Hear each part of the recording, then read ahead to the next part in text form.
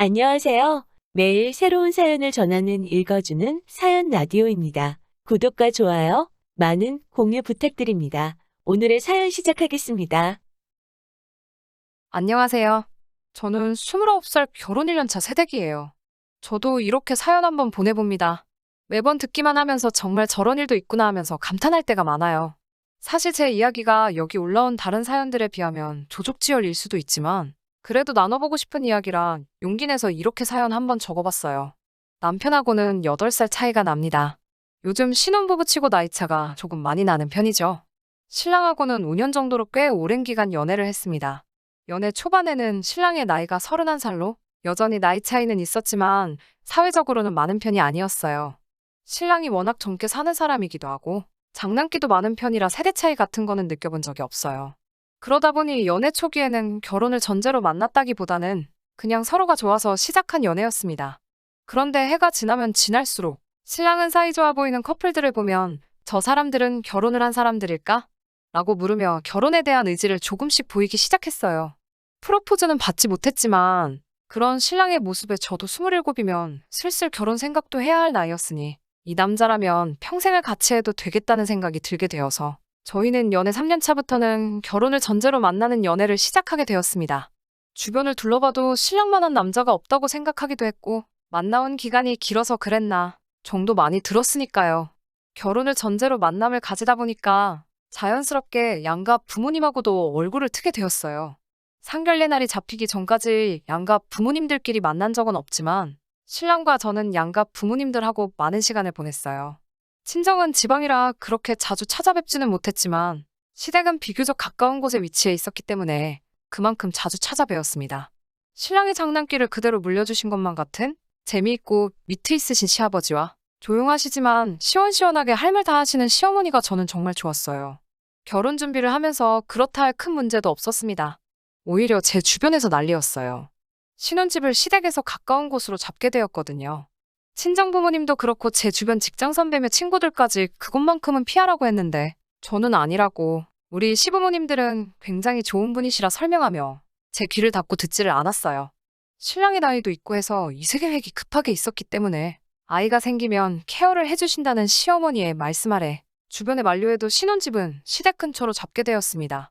실제로 결혼 준비는 순탄키만 했고 적당한 전셋집에 적당한 혼수, 예단까지 아무 일도 없이 조용히 전부 넘어갔습니다. 신혼집 정리하는 것도 시가에서 많이 도와주셨고요. 결혼 전에는 남편이 홍기 다 놓쳐가는 걸 구제해줬다며 우리 며느리 하시면서 저에게 간이고 쓸개고 다 빼주실 것 마냥 행동하셨던 시부모님이 변하신 건 결혼한 직후부터였습니다.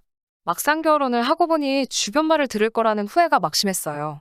제가 제 고집으로 내린 결정이었으니 어디 가서 말은 하지 못했습니다. 시어머니는 저희 집에 자주 찾아오셨어요. 집안일을 거들어 주시기는 했지만 매번 조곤조곤하신 말투로 잔소리 아닌 잔소리를 하시는데 어떻게 제가 대들을 수도 없고 참 힘들더라고요. 특히나 손빨래를 고집하시는 부분이 가장 힘들었습니다. 결혼 전에는 항상 집도 깔끔하게 정리돼 있고 빨래도 손빨래로만 하신다는 말에 참 대단하시다고만 생각했는데 막상 제가 하려니 아주 죽을 맛이더라고요. 시어머니가 언제 찾아오실 줄을 모르니 일부러 빨래를 저녁 늦게 해볼까 싶어서 모아놓으면 어김없이 전부 꺼내오셔서 같이 손빨래를 도와주시고 아침 일찍부터 세탁기를 돌리고 있다가 그걸 들키는 날에는 한참 동안 잔소리 아닌 잔소리를 들어야 했어요. 이럴 거면 혼수로 세탁기는 왜 샀는가 싶고 하지만 그것도 시간이 지나면서 손에 있게 되니 별거 아니더라고요. 신랑이 퇴근하고 나면 양말이나 수건 같은 것들은 직접 빨라고 시키니 다음 날에 빨래거리도 별로 없고 이불이라든지 큰 빨래 같은 건 일부러 하지 않고 남겨두면 시어머니가 오시는 날에는 도와주시기 때문에 오히려 그 점을 이용했어요. 하루는 욕조에서 같이 이불을 밟고 있는데 시어머니가 저에게 먼저 어떻게 너네는 올 때마다 이불 빨래가 있냐며 이제 힘들어서 이불 빨래는 못 도와주시겠다고 하더라고요. 그래서 제가 어머님, 요즘 세탁기가 얼마나 잘 나오는데요. 결혼할 때 산 게 최신형 모델이라 참 좋은 거예요. 그러면 앞으로 빨래는 세탁기로 할게요. 라고 말씀드렸는데 잠깐 고민하시더니 금세 포기하시더라고요.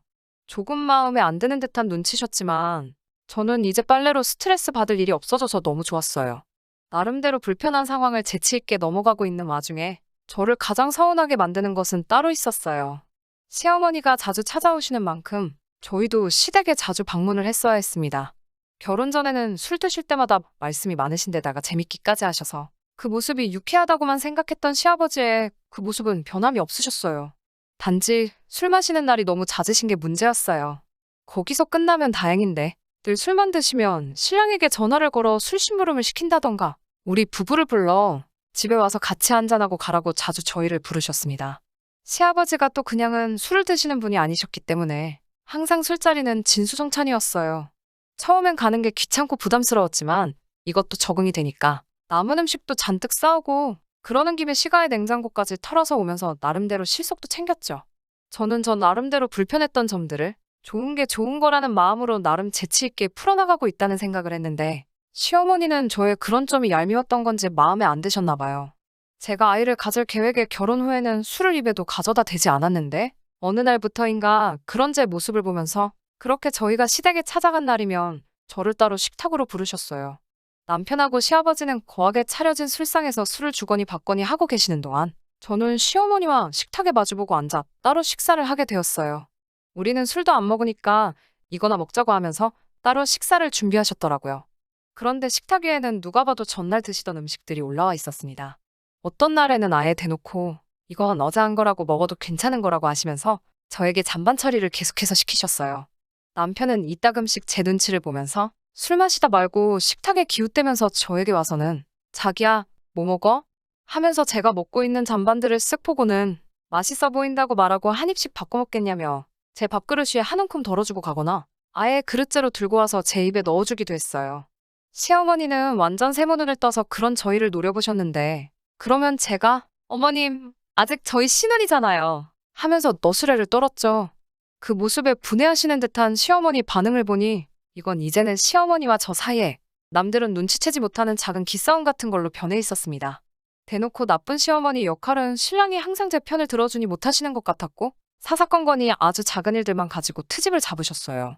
신랑도 이 상황을 알고 있기는 했지만 괜히 자기가 껴들어서 시어머니와 제 사이가 나빠지는 것도 원치 않았고 저도 그 심정이 이해가 되어서 신랑에게는 별다른 말을 하지는 않았습니다. 지난 추석이었어요. 시국이 그렇다 보니 온 가족이 모이기는 힘들 것 같아서 저희는 먼저 친정을 방문했어요.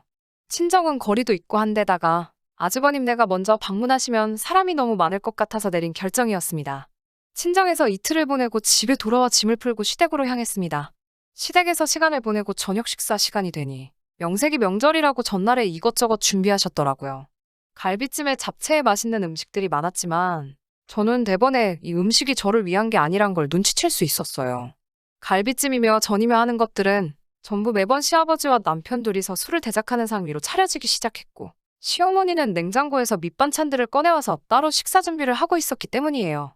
언젠가 제가 고등어만큼은 특유의 그 비린내 때문에 잘 못 먹는다고 했는데 의도하셨는지 그날따라 우연히 겹친 건지는 모르겠지만 어제 아주버님네가 먹다가 남은 건데 버리긴 아까워서 그러니 같이 먹자꾸나 하시면서 고등어 구이를 떡하니 식탁 위에 올리시더라고요. 전자레인지로 대충 데워서 말라 비틀어지기는 더 말라 비틀어져 있고 비린내까지 올라오는 고등어 구이를 보고 있으니 저녁 먹을 마음까지 다 달아나는 것 같았어요. 심지어 반 정도는 이미 다 먹은 상태고 깍두기 국물인지 뭔지 모를 김치 국물 같은 게 살코기에 떡하니 묻어서 같이 말라붙어 있더라고요. 그래도 시어머니가 솜씨가 좋으셔서 밑반찬하고 밥을 먹어도 꽤나 괜찮은 식사였기 때문에 되도록 고등어를 피해가면서 식사를 하고 있었어요.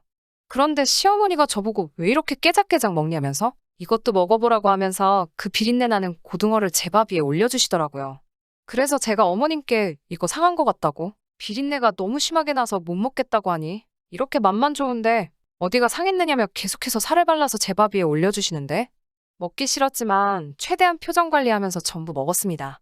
일부러 시어머니한테 대들면서까지 일을 크게 만들고 싶지는 않았거든요.